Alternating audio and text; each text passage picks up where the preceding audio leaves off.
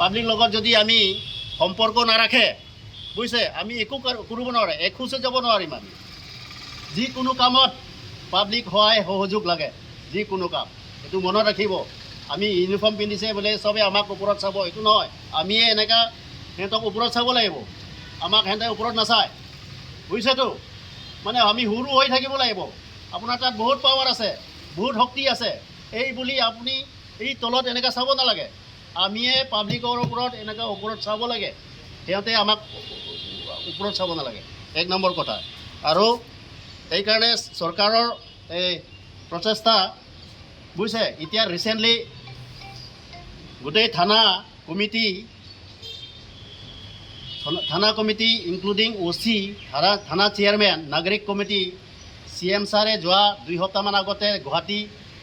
কলাক্ষেত্ৰত এটা ডাঙৰকৈ মিটিং পতা হৈছে তাত নাগৰিক কমিটিয়ে কি কৰিব লাগে হা মানে পুলিচ কামৰ মানে